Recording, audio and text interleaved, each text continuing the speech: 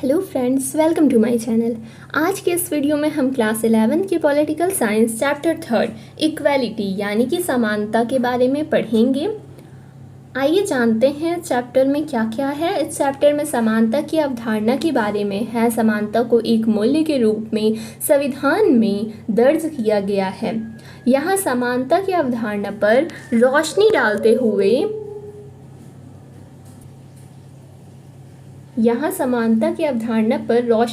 हुए कई सवालों को जानने की कोशिश की गई है, जैसे कि व्हाट इज़ इक्वालिटी, समानता क्या है, हमें इस नैतिक और राजनीतिक आदर्श के बारे में क्यों सोचना चाहिए,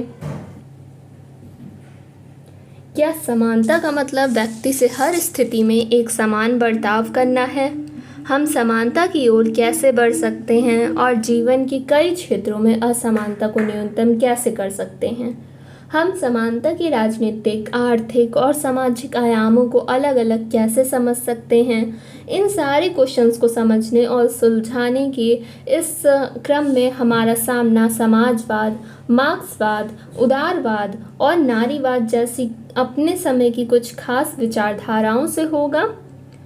इस चैप्टर में हम असमानता की स्थिति के बारे में कुछ फिगर्स भी देखेंगे और कुछ फैक्ट्स भी देखेंगे। ये केवल इसलिए दिए गए हैं कि हम असमानता की प्रकृति को समझ बूझ सकें। इन जो भी फैक्ट्स और फिगर्स को याद करने की ज़रूरत नहीं है आपको। Why does equality matter? समानता एक शक्तिशाली नैतिक राजनीतिक आदर्श के रूप में कई शताब्दियों से मानव समाज को प्रेरित और निर्देशित करता रहा है। समानता की बात सभी आस्थाओं और धर्मों में समाविष्ट है। हर धर्म ईश्वर की रचना के रूप में सभी मनुष्य के समान महत्व को घोषित करता है। समानता की अवधारणा एक राजनीतिक आदर्श के रूप में उन विशिष्टताओं पर जोर देती है जिसमें तमाम मनुष्य रंग, लिंग, वंश और राष्ट्रीयता के फर्क के बाद भी साझेदार होते हैं। समानता का दावा है कि समान मानवता के कारण सभी मनुष्य समान महत्व और सम्मान पाने के योग्य हैं। साझी मानवता की ये धारणा ही सार्वभौम मानवाधिकार या फिर मानवता के प्रति अपराध जैसी धारणाओं के पीछे रहती हैं। बहुत सी सामाजिक संस्थाएं और राजसत्ता लोगों में पद, धन, हैसियत या विशेषाधिकार की असमानता कायम रखती है और इस काल में सभी मनुष्यों की समानता का राजसत्ता और ऐसी सामाजिक संस्थाओं के खिलाफ संघर्षों में एकजुटता लाने वाले नारे के रूप में इस्तेमाल किया गया है। 18वीं शताब्दी के उत्तरार्ध में हुई फ्रांसीसी क्रांति में भू सामंती, अभिजन वर्ग और राजशाही के खिलाफ विद्रोह के दौरान स्वतंत्रता, समानता, भाईचारा फ्रांसीसी क्रांतिकारियों का नारा था। समानता की मांग 20वीं शताब्दी में एशिया और अफ्रीका के उपनिवेश विरोधी स्वतंत्रता संघर्षों के दौरान भी उठी थी और ये लगातार उन संघर्षरत समूहों द्वारा उठाई जा रही है जो महसूस करते हैं कि उन्हें समाज में किनारे कर दिया गया है, जैसे कि महिलाएं और दलित।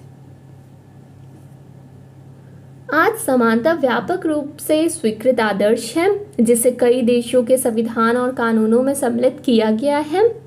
फिर भी समाज में हमारे चारों ओर समानता की बजाय असमानता बहुत ज़्यादा नज़र आती है। अपने देश में हम आलीशान घरों या आवासों के साथ साथ झोपड़पट्टियों, विश्व स्तरीय सुविधाओं से लैस स्कूल और वातानुकूलित क्लासेस के साथ साथ पेयजल और शौचालय की सुविधा से भी विहीन स्कूल, भोजन की बर्बादी के साथ साथ भूखमरी भी देख सकते हैं। कानून जो वायदा करता है और जो हमारे चारों ओर मौजूद है उसके बीच अंतर बिल्कुल साफ दिखाई देता है। यहाँ पर आप फैक्ट शीट देख सकते हैं। इसी तरह का कुछ फैक्ट शीट यहाँ पर बताया गया है। यहाँ हमारा सामना एक विरोधाभास से होता है। लगभग हर कोई समानता के आदर्श को स्वीकार करता है जबकि लगभग हर तरफ हमें असमानता के दर्शन होते हैं। हम एक ऐसी जटिल दुनिया में रहते हैं जिसमें धन, संपदा, अवसर, कार्य, स्थिति और शक्ति की भारी असमानता है। क्या हमें इस तरह की असमानता से चिंतित होना चाहिए? क्या वो सामाजिक जीवन के स्थायी और अपरिहार्य लक्षण हैं जो मनुष्यों की प्रतिभा और योग्यता के साथ साथ सामाजिक विकास और संपन्नता में उनके योगदान के अंतर को भी प्रतिबंधित करते हैं? क्या ये असमानताएं हमारी सामाजिक स्थिति और नियमों के कारण पैदा होती है? ये एक ऐसा क्वेश्चन है जिन्होंने दुनिया भर के लोगों को सालों से परेशान कर रखा है। इस तरह के क्वेश्चंस ने समानता को सामाजिक और राजनीतिक सिद्धांत का केंद्रीय एक मेन टॉपिक बना दिया है, विषय बना दिया। राजनीतिक सिद्धांत के छात्र को सवालों की एक लंबी श्रृंखला का सामना करना पड़ता है। इसी तरह का एक क्वेश्चन है कि समानता का क्या निहितार्थ है। जबकि हम बहुत से मायनों में बड़े स्पष्ट रूप से अलग हैं, ये बात कहने का आशय क्या है कि हम समान हैं। हम समानता के आदर्श के माध्यम से क्या पाना चाहते हैं? क्या हम आय और रुतबे के सभी अंतरों को मिटाने का कोशिश कर रहे हैं? दूसरे शब्दों में, हम किस तरह की और किसके लिए समानता पाना चाहते हैं? समानता की अवधारणा के बारे में कुछ और भी क्वेश्चन उठाए गए हैं, हम यहाँ उन पर भी सोचेंगे, समझेंगे। समानता को बढ़ावा देने के लिए क्या हमें सभी लोगों से हमेशा बिल्कुल एक तरह की ही बात करनी चाहिए, व्यवहार करना चाहिए? What is equality?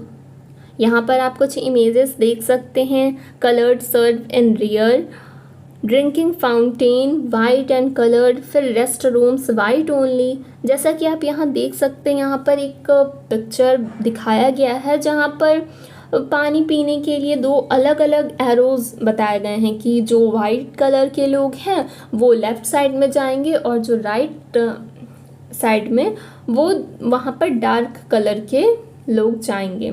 और रेस्ट रूम में केवल गोरे लोग ही जा सकते हैं। बहुत ही अजीब बात है। ये फिगर मनुष्यों के बीच नस्ल और रंग के आधार पर भेदभाव की ओर संकेत कर रहा है। ये हम में से अधिकांश को अस्वीकार्य है। वास्तव में इस तरह के भेदभाव समानता के हमारे आत्मबोध का उल्लंघन करता है। समानता का हमारा आत्मबोध कहता है कि साझी मानवता के कारण सभी मनुष्य बराबर, सम्मान और परवाह के हकदार हैं। हालांकि लोगों से बराबर सम्मान का व्यवहार करने का मतलब जरूरी नहीं कि हमेशा एक जैसा व्यवहार करना भी हो। कोई भी समाज अपने सभी सदस्यों के साथ सभी स्थितियों में पूरी तरह से एक समान बर्ताव नहीं कर सकता, एक तरह से बात नहीं कर सकता। समाज के सहज कार्य व्यापार के लिए कार्य का विभाजन जरूरी है। अलग अलग काम और अलग अलग लोगों को महत्व और लाभ भी अलग अलग मिलता है। कई बार इस बर्ताव में ये अंतर न केवल स्वीकार्य हो सकता है बल्कि जरूरी भी लग सकता है, जैसे कि प्रधानमंत्री या सेना के जनरल को विशेष सरकारी दर्जा या सम्मान देना हमें तब तक समानता की धारणा के अलावा विपरीत नहीं लगता जब तक कि उसका दुरुपयोग ना हो। लेकिन कुछ अलग किस्म की असमानताएं अन्यायपूर्ण लग सकती है। अब सवाल ये उठता है कि कौन सी विशिष्टताएं और विभेद स्वीकार किए जाने लायक हैं और कौन से नहीं। कई बार लोगों से अलग तरह का बर्ताव इसलिए किया जाता है कि उनका जन्म किसी खास धर्म, नस्ल, जाति या लिंग में हुआ है। हम असमानता के इन आधारों को अस्वीकार करते हैं, लेकिन लोगों की आकांक्षाएं और लक्ष्य अलग अलग हो सकते हैं और हो सकता है कि सभी को समान सफलता ना मिले। अगर वो अपने अंदर छुपी संभावनाओं को विकसित करने में सक्षम है तो ऐसा महसूस नहीं होगा कि समानता खतरे में है। कुछ लोग अच्छे संगीतकार हो सकते हैं जबकि कुछ लोग ऐसे नहीं हो सकते हैं। कुछ प्रसिद्ध वैज्ञानिक बन सकते हैं जबकि कुछ और अपने बड़े परिश्रम या चेतना के लिए विख्यात हो सकते हैं। समानता के आदर्श से जुड़े होने का ये मतलब नहीं है कि सभी तरह के अंतरों का उन्मूलन हो जाए। इसका मतलब केवल ये है कि हम में से जो व्यवहार किया जाता है और हमें जो भी अवसर मिलता है वो जन्म या सामाजिक परिस्थितियों से निर्धारित नहीं होना चाहिए। इक्वालिटी ऑफ अपॉर्चुनिटीज़, समानता की अवधारणा में ये निहित है कि सभी मनुष्य अपनी दक्षता और प्रतिभा को विकसित करने के लिए और अपने लक्ष्यों, आकांक्षाओं को पूरा करने के लिए समान अधिकार और अवसरों के हकदार हैं। इसका आशय ये है कि समाज में लोग अपनी पसंद और प्राथमिकताओं के मामलों में अलग हो सकते हैं। उनकी प्रतिभा और योग्यताओं में भी अंतर हो सकता है और हो सकता है कि इस कारण से कुछ लोग अपने चुने हुए क्षेत्रों में बाकी लोगों से ज़्यादा सफल हो जाएं, लेकिन केवल इसलिए कि कोई क्रिकेट में पहले अच्छे रैंक पे पहुंच गया या फिर कोई बहुत सफल वकील बन गया है। समाज को असमान नहीं माना जा सकता। दूसरे शब्दों में सामाजिक दर्जा, संपत्ति या विशेषाधिकारों में समानता का अभाव होना जरूरी नहीं है, लेकिन शिक्षा, स्वास्थ्य और सुरक्षित आवास जैसी बुनियादी चीज़ों की उपलब्धता में असमानताओं से कोई समाज असमान और अन्यायपूर्ण बनता है। Natural and social inequalities. राजनीतिक सिद्धांत में प्राकृतिक असमानताओं और समाज जनित असमानताओं में अंतर किया जाता है। प्राकृतिक असमानताएं लोगों में उनकी कई क्षमताओं, प्रतिभा और उनके अलग अलग चयन के कारण पैदा होती है। समाज जनित असमानताएं वो होता है जो समाज में अवसरों की असमानता होने या फिर किसी समूह का दूसरे के द्वारा शोषण किए जाने से पैदा होता है। प्राकृतिक असमानताएं लोगों की जन्मगत विशिष्टताओं और योग्यताओं का परिणाम मानी जाती है। ये आमतौर पर मान लिया जाता है कि प्राकृतिक विभिन्नताओं को बदला नहीं जा सकता। प्राकृतिक विशिष्टता की धारणा से एक और समस्या उत्पन्न होती है, वो ये है कि प्राकृतिक मानी गई कुछ भिन्नताएं अब अपरिवर्तनीय नहीं रही, जैसे कि चिकित्सा, विज्ञान और तकनीकी प्रगति ने विकलांग व्यक्तियों का समाज में प्रभावी ढंग से काम करना संभव बना दिया है। आज कंप्यूटर नेत्रहीन व्यक्ति की मदद कर सकता है। पहियादार कुर्सी और कृत्रिम पाँव शारीरिक अक्षमता के निराकरण में सहायक हो सकता है। यहाँ तक कि कॉस्मेटिक सर्जरी से किसी व्यक्ति की शक्ल सूरत भी बदली जा सकती है। प्रसिद्ध भौतिकविद स्टीफन हॉकिंस शायद ही चल या बोल सकते हैं, पर उन्होंने विज्ञान में बड़ा योगदान दिया है। आज अगर विकलांग लोगों को उनकी विकलांगता से उबरने के लिए जरूरी मदद और उनके कामों के लिए उचित पारिश्रमिक देने से इस आधार पर इनकार कर दिया जाए कि प्राकृतिक रूप से वो कम सक्षम है, तो ये अधिकतर लोगों को अन्यायपूर्ण लगेगा। इन सब जटिलताओं के कारण प्राकृतिक और सामाजिक असमानताओं के बीच फर्क को किसी समाज के कानून और नीतियों का निर्धारण करने में मानदंड के तौर पर उपयोग करना कठिन होता है। इसी कारण से बहुत से सिद्धांतकार अपने चयन से पैदा हुई असमानता और व्यक्ति के विशेष परिवार या फिर परिस्थितियों में जन्म लेने से पैदा हुई असमानता में फर्क करते हैं। ये दूसरी तरह की असमानता ही समानता के पक्षधर लोगों के सरोकार का स्रोत है। वो चाहते हैं कि परिवेश से जन्मी असमानता को न्यूनतम और समाप्त किया जाए। 3 डायमेंशंस ऑफ इक्वालिटी। हमने इस क्वेश्चन पर विचार किया, सोचा कि किस प्रकार के सामाजिक अंतर स्वीकार किए जा सकते हैं। इस पर सोचने के बाद हमें ये सोचने की ज़रूरत है कि समानता के वो कौन कौन से आयाम हैं जिन्हें हम पाना चाहते हैं। समाज में व्याप्त अलग अलग तरह की असमानताओं को पहचानते समय कई विचारकों और विचारधाराओं ने समता के राजनीतिक, सामाजिक और आर्थिक 3 आयामों को बताया है। समानता के इन तीनों आयामों को लक्ष्य करते हुए ही एक अधिक न्यायपूर्ण और समतामूलक समाज की ओर बढ़ा जा सकता है। Political equality.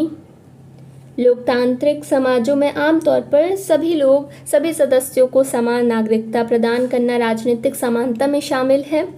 आप नागरिकता के इस चैप्टर में पढ़ेंगे कि समान नागरिकता अपने साथ कुछ मूल अधिकार, मसलन मतदान का अधिकार, कहीं भी आने जाने, संगठन बनाने और अभिव्यक्ति की स्वतंत्रता और धार्मिक विश्वास की आज़ादी लाती है।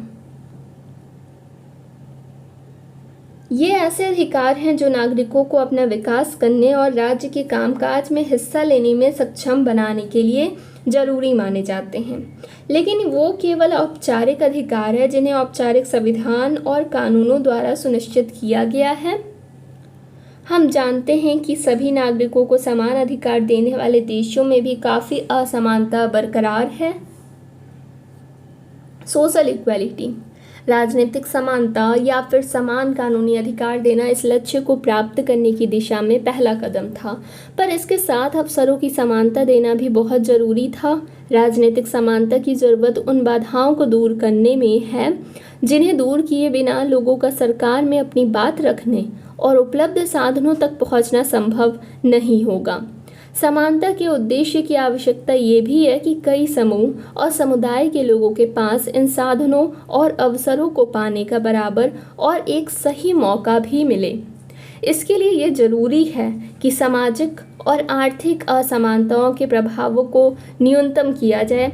समाज में सभी सदस्यों के जीवन यापन के लिए और भी चीज़ों के अलावा जैसे कि पर्याप्त स्वास्थ्य सुविधा होनी चाहिए, अच्छी शिक्षा पाने का अवसर मिलना चाहिए, उचित पोषक आहार और न्यूनतम वेतन जैसी कुछ और भी चीज़ों को गारंटी भी जरूरी माना गया है। इन सुविधाओं के अभाव में समाज के सभी सदस्यों के लिए कई शर्तों पर स्पर्धा करना संभव नहीं होगा। जिस समाज में अवसरों की समानता विद्यमान ना हो, वहाँ में अंतर्निहित प्रतिभा का विशाल खजाना बर्बाद हो जाता है। इकोनॉमिक इक्वालिटी आर्थिक असमानता जैसे समाज में विद्यमान होती है जिसमें व्यक्ति और वर्गों के बीच धन, दौलत या आमदनी में अच्छी खासी डिफरेंस होता है। आर्थिक असमानता की डिग्री नापने का एक तरीका तो ये है कि संपन्नतम और निर्धनतम समूह के बीच का अनुपातिक अंतर चेक कर लिया जाए। एक और भी तरीका गरीबी रेखा से नीचे रहने वाले लोगों की संख्या का जानना है। ये सही है कि समाज में धन, दौलत या आमदनी की पूरी समानता संभवतः कभी विद्यमान नहीं रही है। आज अधिकतर लोकतंत्र लोगों को समान अवसर उपलब्ध कराने की कोशिश करते हैं। ये माना जाता है कि समान अवसर कम से कम उन्हें अपनी हालत को सुधारने का मौका देता है जिनके पास प्रतिभा और संकल्प है। समान अवसरों के साथ भी असमानता बनी रह सकती है, लेकिन इसमें ये संभावना छुपी है कि आवश्यक ये जितनी भी कोशिशें कोई भी समाज में अपनी स्थिति बेहतर कर सकती है। How can we promote equality? अभी समानता के उद्देश्य को पाने के कई तरीके के बारे में समाजवादियों और उदारवादियों के बीच कुछ बुनियादी बातें आप जानते हैं। जबकि इन अलग अलग दृष्टिकोण के जो गुण और सीमाओं पर विश्व भर में बहस होती है, आज भी ये विचार करना जरूरी है कि समानता की ओर बढ़ने के लिए कौन सा सिद्धांत और नीतियाँ जरूरी हैं। खास तौर से सोचना है कि क्या समानता लाने के उद्देश्य के लिए सकारात्मक योजना सही है। इस मुद्दे पर हाल के कुछ सालों में बहुत विवाद हुआ है। इस टॉपिक पर हम और भी आगे पढ़ेंगे चैप्टर्स में। एस्टैब्लिशिंग फॉर्मल इक्वालिटी, समानता लाने की दिशा में पहला कदम असमानता और विशेषाधिकार की औपचारिक व्यवस्था को समाप्त करना होगा। दुनिया भर में सामाजिक, आर्थिक और राजनीतिक असमानताओं को कुछ रीति रिवाजों और कानूनी व्यवस्थाओं से संरक्षित रखा गया है।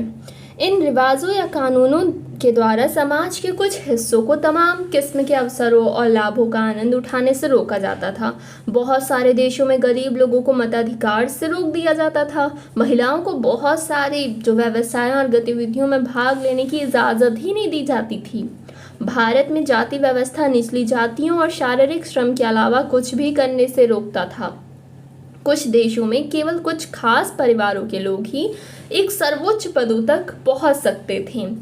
चूँकि ऐसी बहुत सी व्यवस्थाओं को कानून का समर्थन मिला है, इसीलिए जरूरी होगा कि सरकार और कानून असमानता की व्यवस्थाओं और संरक्षण देना बंद करे। हमारे संविधान ने भी यही किया। संविधान धर्म, नस्ल, जाति, लिंग या फिर जन्म स्थान के आधार पर भेदभाव करने से मना करता है, निषेध करता है। हमारा संविधान छुआछूत की प्रथा का भी उन्मूलन करता है। अधिकतर आधुनिक संविधान और लोकतांत्रिक सरकारें औपचारिक रूप से समानता के सिद्धांत को स्वीकार कर चुकी है और इस सिद्धांत को जाति, नस्ल, धर्म या लिंग पर ध्यान दिए बिना सभी नागरिकों को कानून के एक समान बर्ताव के रूप में समाहित किया गया है। इक्वालिटी थ्रू डिफरेंशियल ट्रीटमेंट, जैसा कि हम पढ़ चुके हैं कि समानता के सिद्धांत को फिर बदलने के लिए औपचारिक समानता या फिर कानून के समक्ष समानता जरूरी तो है। लेकिन पर्याप्त नहीं है। कभी कभी ये सुनिश्चित करने के लिए लोग समान अधिकारों का उपभोग कर सकें, उनसे अलग अलग बर्ताव करना जरूरी होता है। इस उद्देश्य से लोगों के बीच कुछ अंतरों को ध्यान में रखना होता है, जैसे कि विकलांगों की सार्वजनिक स्थानों पर विशेष रैंप की मांग जरूरी होती है, क्योंकि इससे ही उन्हें सार्वजनिक भवनों में प्रवेश करने का समान अवसर मिल सकेगा। इसी तरह रात में कॉल सेंटर में काम करने वाली महिला को कॉल सेंटर आते जाते समय विशेष सुरक्षा की ज़रूरत होती है। इससे उसके काम के समान अधिकार की रक्षा हो सकेगी। समानता की कटौती इन्हें नहीं बल्कि बढ़ावा देने वाले उपायों के रूप में देखा जाना चाहिए। किस तरह के विभेद अवसरों तक समान पहुंच को बाधित करते हैं और इन बाधाओं को दूर करने के लिए किस तरह की नीतियां अपनाई जानी चाहिए, आजकल इस तरह के क्वेश्चन पर लगभग हर समाज में डिस्कस होता है। कुछ देशों ने अवसरों की समानता बढ़ाने के लिए एक सकारात्मक कार्रवाई की नीतियां अपनाई है। अपने देश में हमने आरक्षण की नीति अपनाई है। सकारात्मक कार्रवाई के विचारों को समझने की हम नेक्स्ट चैप्टर में कोशिश करेंगे। और अगर आप लोग अभी इस चैनल पर नए हैं तो चैनल को सब्सक्राइब कर लीजिए और इस वीडियो को ज़्यादा से ज़्यादा अपने दोस्तों के साथ शेयर कीजिए। अफर्मेटिव एक्शन, सकारात्मक कार्रवाई इस विचार पर आधारित है कि कानून द्वारा औपचारिक समानता स्थापित कर देना पर्याप्त नहीं है। असमानताओं को मिटाने के लिए ज़रूरी होगा कि असमानता की गहरी खाइयों को भरने वाले अधिक सकारात्मक कदम उठाए जाएं। इसीलिए सकारात्मक कार्रवाई की अधिकतर नीतियां अतीत की असमानताओं के संचयी दुष्प्रभावों को दुरुस्त करने के लिए बनाई गई है। इस तरह सामाजिक और आर्थिक असमानता समान अवसर की प्राप्ति में बाधक भी कभी कभी हो जाती है। अधिकतर सिद्धांतकार आज इस बात को मानते हैं कि समान अवसर के लक्ष्य से सभी सहमत हैं। विवाद उन नीतियों के बारे में है जो राज्य को इस लक्ष्य की प्राप्ति के लिए अपनानी चाहिए। क्या राज्य को वंचित समुदाय के लिए कुछ स्थान आरक्षित कर देना चाहिए या उन्हें कम उम्र से ही विशेष सुविधाएं उपलब्ध करानी चाहिए, बच्चों की योग्यता और प्रतिभा का विकास हो सके? वंचित कौन है, इसे परिभाषित कैसे किया जाए? क्या वंचितों की पहचान आर्थिक आधार पर की जानी चाहिए या फिर जाति व्यवस्था के आधार पर? जो भी नीतियां चुनते हैं उन्हें सबके लिए एक समान न्यायपूर्ण समाज बनाने में मेरी सफलता के आधार पर ही जांचना पड़ेगा। जब हम समानता के मुद्दे पर सोचते भी हैं और ये जांचते हैं कि एक खास स्थिति में विशेष बर्ताव जरूरी है या नहीं, तो हमें लगातार खुद से ये पूछना चाहिए कि क्या विशेष बर्ताव ये सुनिश्चित करने के लिए ज़रूरी है कि एक समूह समान अधिकारों का उसी प्रकार आनंद उठा सके जैसा कि सभी समाज में उठा रहे हैं। हालांकि यह सावधानी हमेशा बरतनी चाहिए कि विशेष बर्ताव वर्चस्व या शोषण की नई संरचनाओं को जन्म ना दे या फिर वो विशेष बर्ताव समाज में विशेषाधिकार और शक्ति को फिर से स्थापित करने वाला एक और प्रभावशाली उपकरण ना बन जाए।